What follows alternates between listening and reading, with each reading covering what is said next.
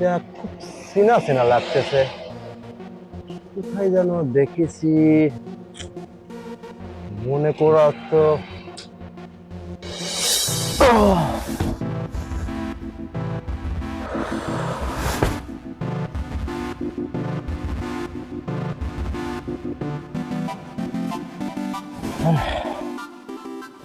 জীবনে বহুত মালই তো খাইলাম,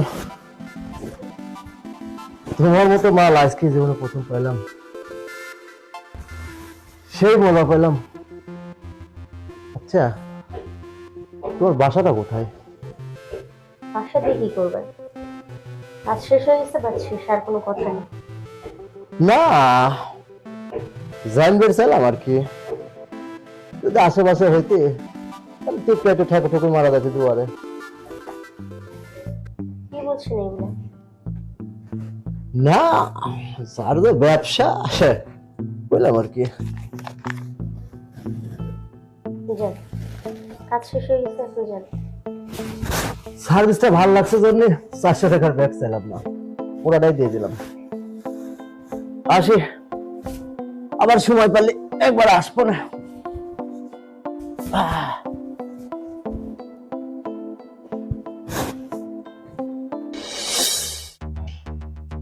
মনে পড়ছে তো আমার এলাকারই মেয়ে, তাহলে এই কেস। আচ্ছা ঠিক আছে।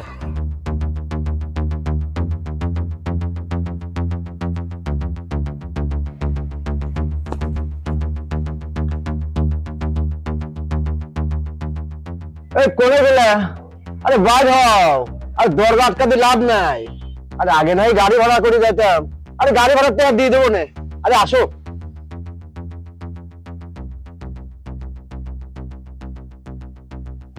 ঠিক আছে থাকো, বিষয়টা দেখতেছি আমি।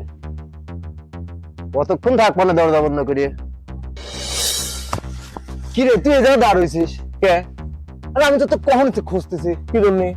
আরে তো কি আগে কইছিলাম না যে মালটার কথা? হ্যাঁ, সেই ফিল দেয়, সেই মালের খোঁজ পাইছি।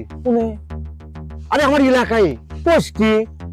হ্যাঁ, তারপর আরে মালটা না একবারে দেখে আইছি কোন জায়গা থাকে। কোন জায়গা থাকে?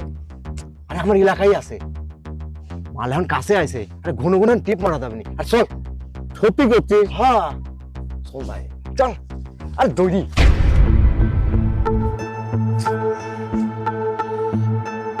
চাচা, আরে কিরাম আছো? ভালো আছি বাবা, কিন্তু তোমার তো চিনলাম না। আমার চেনার দরকার কি? যে কামে ডাইছি সামনে সেটাই কই। তা চাচা, রেট কত করে যাচ্ছে এলাকায়? কিসের রেট রে বাবা? আরে বোঝো নাই, মাংস মাংস আর কাঁচা মাংসের রেট কত করে যাচ্ছে?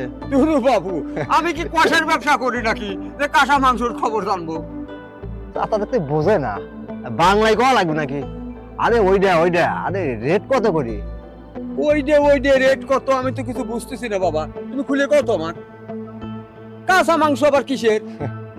ওই আগে নাই চাচা ওই রেট 600 করে দিতাম, আমি তো বাড়াই টাড়াই দিতাম না।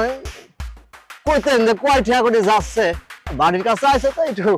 কিসের কাঁচা মাংস 600 করে দিতে? তুমি কি ডারে বাবু রে, কত তুমি আমার কাছে?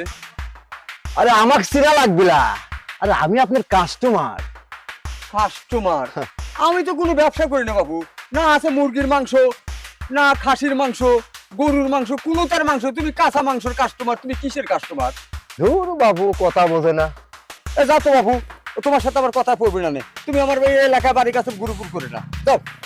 বোঝে না সোজে না, আরে জানতো টাক টাক করে যা খেতে পারে। ভালো বুঝে গেলাম, বাড়ির কাছে আইছে 2 টাকা নাই বাড়াই দিতাম, গাড়ি ভাড়া সহ দিতাম। আগে নাই গাড়ি ভাড়া আমার খরচ যাচ্ছে, সে টাকাটা ভরে দিলে হয় যাচ্ছে।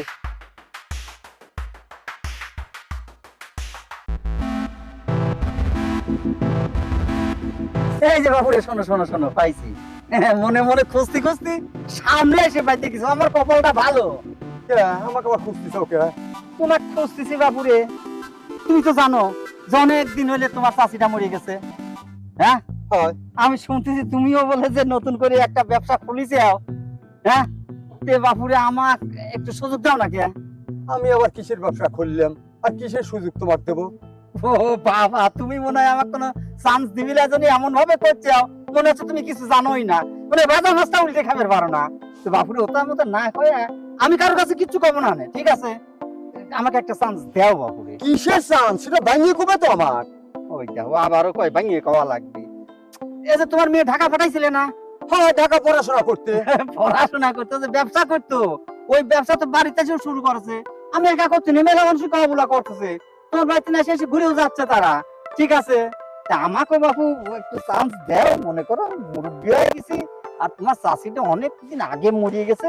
আর আমি যে শীত বাপুরে মাথাটা সবসময় গরম হয়ে থাকে, এই শরীরটা থাকে একটু ঠান্ডা।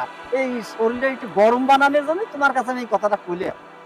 দেখো, তুমি কোন মুরব্বী মানুষ, আমিও মুরব্বী মানুষ, কথাবার্তা একটু হিজের রাহে কইও।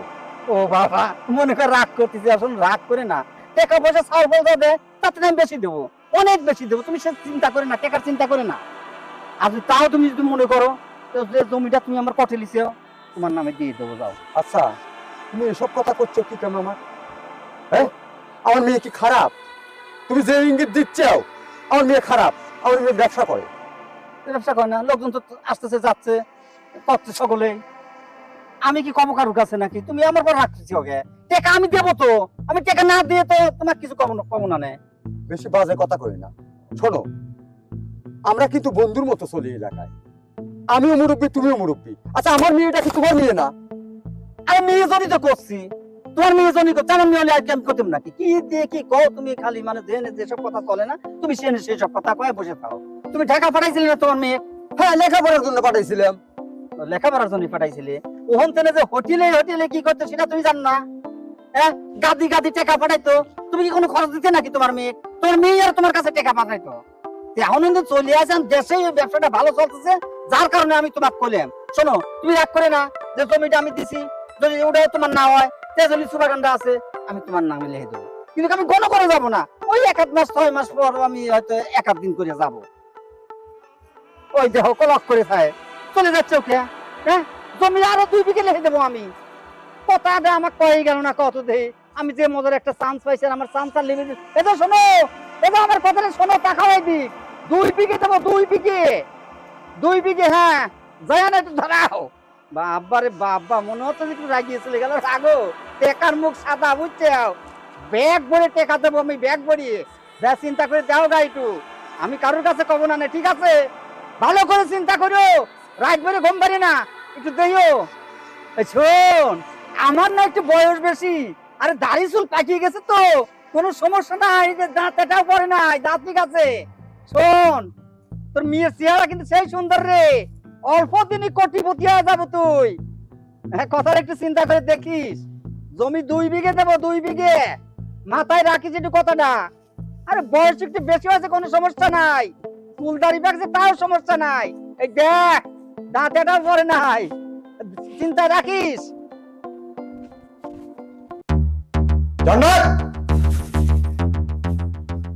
কি শুনছি? কি শুনছেন? কি শুনছি নাকি? তুই নাকি ঢাকায় যে কোন হোটেলে থাকতি।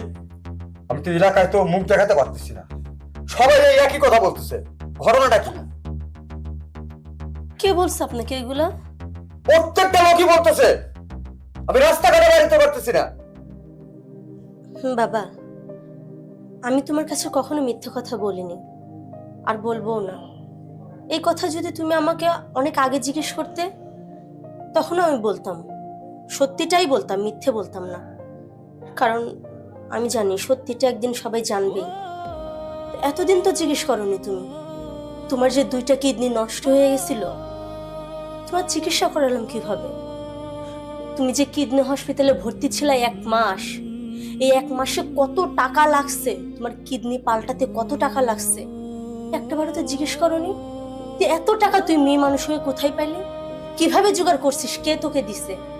একটাবার কি জিজ্ঞেস করছো তুমি?